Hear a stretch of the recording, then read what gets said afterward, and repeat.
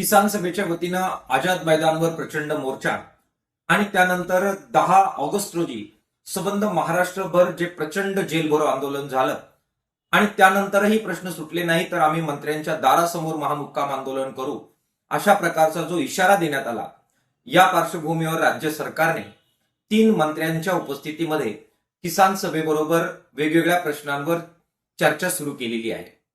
मुख्यमंत्र्यांच्या आदेशानं सुरू झालेल्या या चर्चेचा पहिला टप्पा काल पुण्यामध्ये पार पडलेला आहे. या बैठकीमध्ये राज्य सरकारच्या वतीने माननीय चंद्रशेखरजी बावनकुळे महसूल मंत्री, माननीय दत्तात्रेयजी भरणे कृषी मंत्री आणि माननीय बाबासाहेबजी देशमुख सहकार मंत्री या बैठकीसाठी उपस्थित होते.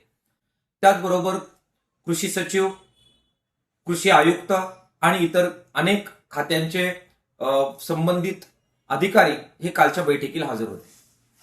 बैठकीमध्ये मुख्यतः नियमित कर्जदारांचा आणि वंचित कर्जदारांचा मुद्दा हा फार सिरियसली त्याची चर्चा केली गेली.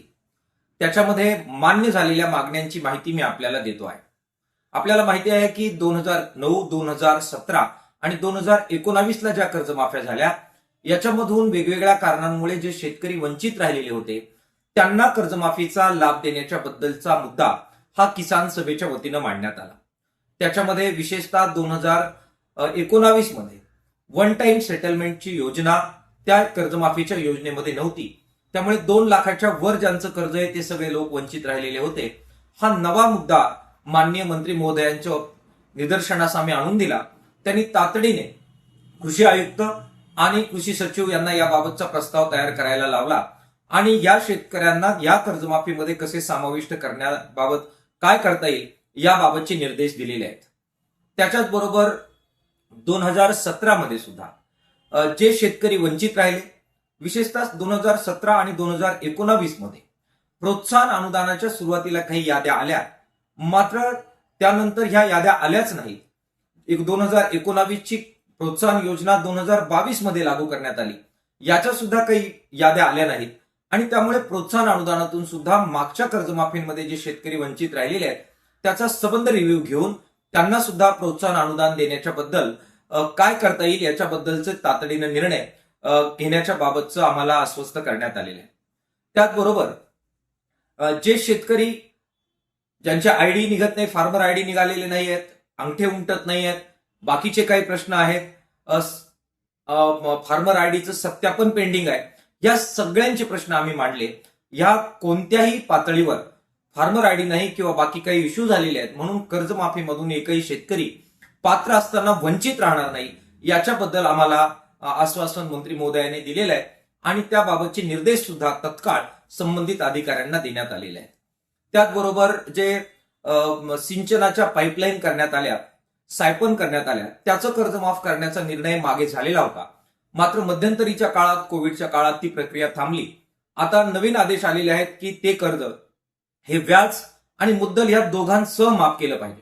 आम्ही हा प्रश्न त्या ठिकाणी उपस्थित केला आणि त्याबद्दल तातडीनं निर्देश अधिकाऱ्यांना देऊन हे सिंचन योजनांसाठी, सायपनसाठी काढलेलं कर्ज व्याज आणि मुद्दलासह माफ करण्याच्या बद्दलची पावलं टाकण्याचं ठोस आश्वासन काल आम्हाला देण्यात आलेलं आहे. कर्जमाफी झाल्यानंतर सिबिल जे शेतकऱ्यांचं खराब होतं त्याच्याबद्दल खूप प्रचंड युक्तिवाद झाला.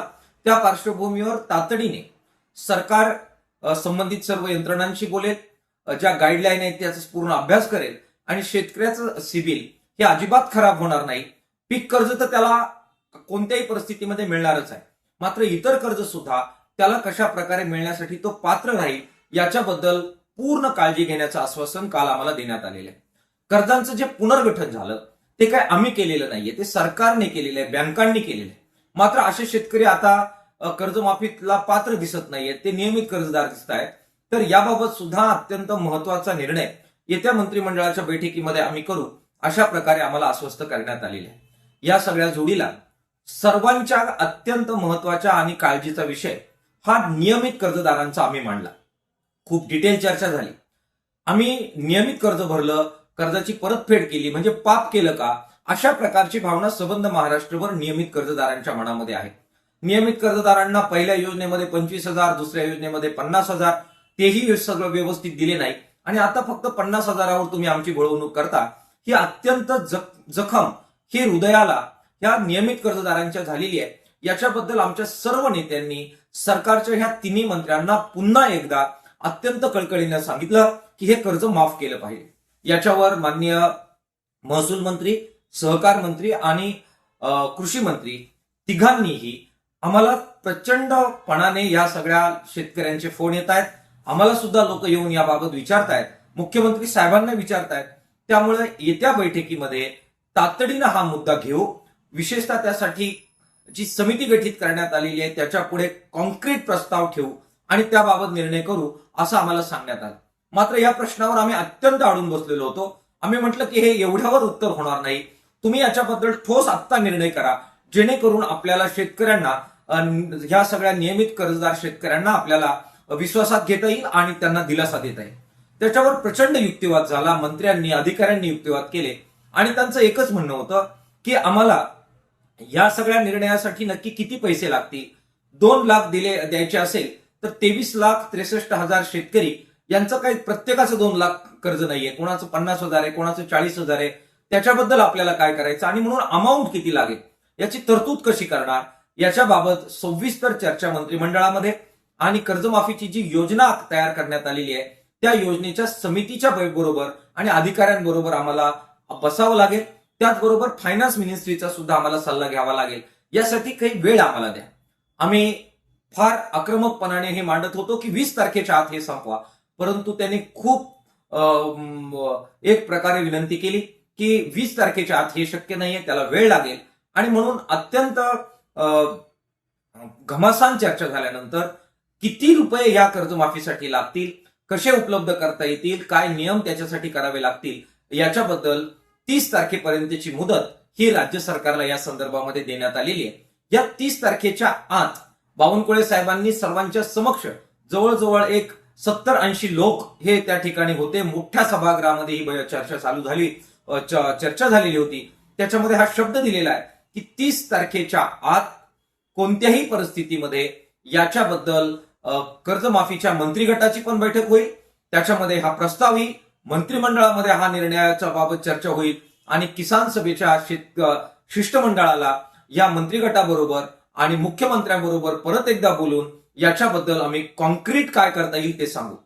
आम्ही त्यांना हे क्लिअर सांगितलं की त्याच्यामध्ये या तिन्ही बैठकांमध्ये सकारात्मक निर्णय झाला तर आम्ही राज्य सरकारचं स्वागत करू. मात्र सकारात्मक निर्णय नाही झाला तर आंदोलन अटल आहे, संघर्ष अटळ आहे.